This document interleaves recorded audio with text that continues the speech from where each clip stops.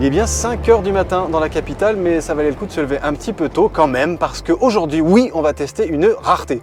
Pas une supercar, non, mais plutôt une voiture à hydrogène. Et pas n'importe laquelle, puisque c'est la Hyundai Nexo que nous allons emmener, oui monsieur, dame, jusqu'à Rotterdam pour comprendre un petit peu mieux ce que ça fait de voyager avec une voiture à hydrogène. On est parti ?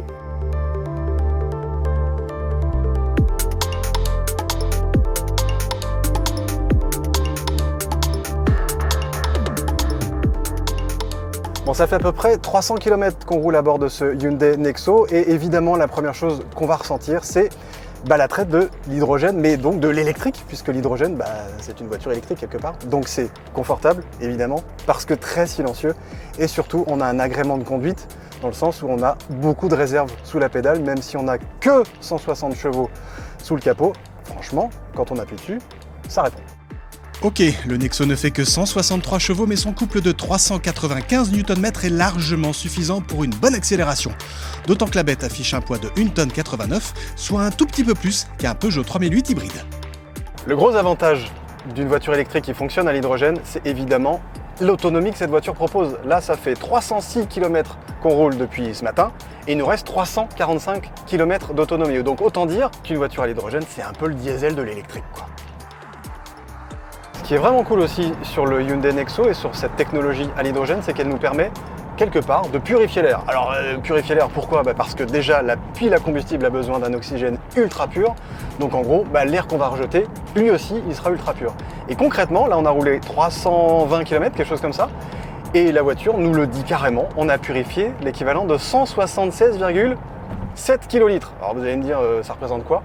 Carrément la quantité d'air que va respirer un adulte quotidiennement. Et là, c'est carrément très adulte, donc on purifie quoi. Côté dimension, le Hyundai Nexo affiche une taille de SUV homogène avec 4,67 m de long par 1,86 m de large pour une hauteur de 1,64 m. Son coffre propose une capacité de 461 litres, ce qui est dans la moyenne plutôt haute du segment. Son prix, là ça pique un peu, à partir de 79 900 €.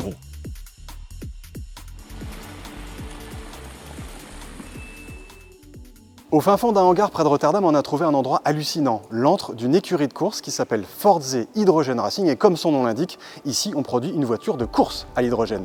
C'est vraiment l'endroit idéal pour détailler ce qu'il y a sous le capot du Hyundai Nexo. Et voilà donc les entrailles de la bête. Et la première chose qu'on voit quand on ouvre le capot de ce Hyundai Nexo, c'est pas vraiment son moteur, c'est la pile à hydrogène. Parce que oui, en fait, une voiture à hydrogène, c'est une voiture électrique qui produit sa propre électricité grâce à la pile.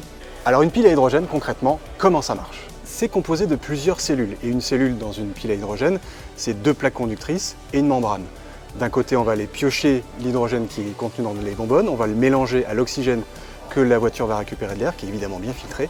Et via une réaction chimique, je te renvoie à tes cours de chimie du lycée, à anode, cathode, tout ça, tu crées de l'électricité d'un côté et de l'eau de l'autre.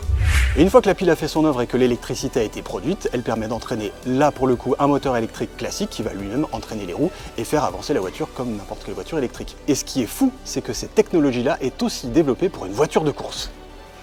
Dis donc. Et donc cette technologie à hydrogène, on va dire cette technologie d'électricité produite par des bonbonnes d'hydrogène et par une pile à combustible, ça se décline donc dans une voiture de course carrément. On dirait un prototype du Mans, c'est quasiment une LMP3 qui est développée donc par les gens de chez Forze Racing Hydrogène. En plus, ce qui est cool, c'est que c'est que des étudiants de l'université d'à côté, qui sont tous des ingénieurs dans tous les sens, et ils ont à peu près 20 balais. Et tous les ans, ils s'occupent de développer une nouvelle voiture. Et voilà, ça c'est le développement de 2017, si je ne dis pas de bêtises, et on retrouve donc bien tous les éléments constitutifs d'un moteur à hydrogène. Les grosses bonbonnes pour stocker l'hydrogène sous pression. Ici, il y en a une à côté du pilote, qui est là, et une qui est derrière, qui alimente donc la pile à combustible qui est juste en dessous. Voilà, par ici, tu la vois, là, tac, tac. Et la pile à combustible, via la petite réaction chimique comme d'habitude, alimente le moteur électrique qui est là et qui entraîne donc les roues.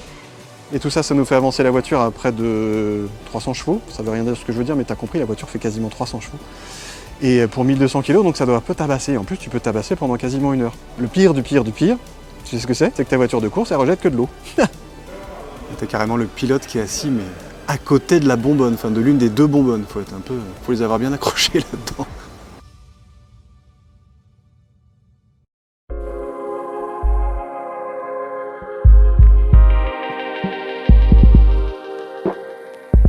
Et nous voilà arrivés tranquillement et sans encombre jusqu'à Rotterdam, 458 km plus tard, messieurs, dames, et il nous reste en plus 200 km d'autonomie, donc autant dire qu'on n'a pas eu besoin, alors qu'on a normalement un véhicule électrique, de faire une recharge entre-temps. Et pour repartir sans aucun problème, on va faire notre petit plein aussi rapidement qu'on le ferait avec un diesel, à la pompe à côté, et on va repartir tranquillement vers Paris.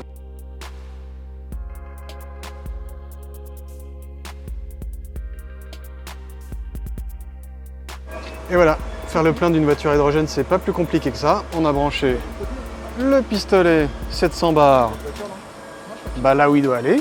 Voilà. On fait glisser de l'hydrogène en appuyant sur le bouton Start. Et ça défile comme une pompe. Voilà. Et ça vaut quand même 9,99 € le litre. Ou le kilo plutôt. Donc ça fait 10 € les 100 km. Et voilà. À quoi ça ressemble une station à hydrogène. C'est une grosse pompe à essence en fait. Une grosse pompe à hydrogène. Et la seule différence, c'est que c'est un gaz froid, donc c'est froid. Mais à part ça, RS. Et voilà, après à peu près, allez, un petit 4 minutes, top chrono tout compris, on a mis 4,52 kg, soit à peu près 92% du réservoir, et on a payé 45,19 €. Donc c'est pas non plus scandale, hein.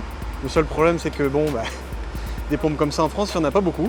Il y en a à peu près 27, je crois. Il y en a à peu près 7 ou 8 autour de Paris. Et donc pour les trouver, c'est pas facile. Mais le gros avantage, c'est que ça pue pas l'essence. Hein, ça sent juste le givre, c'est un peu froid. Et puis tu le vois, tu fais pas beaucoup la queue quand tu veux faire ton plein. Ça c'est plutôt pratique. Hein, plutôt très pratique.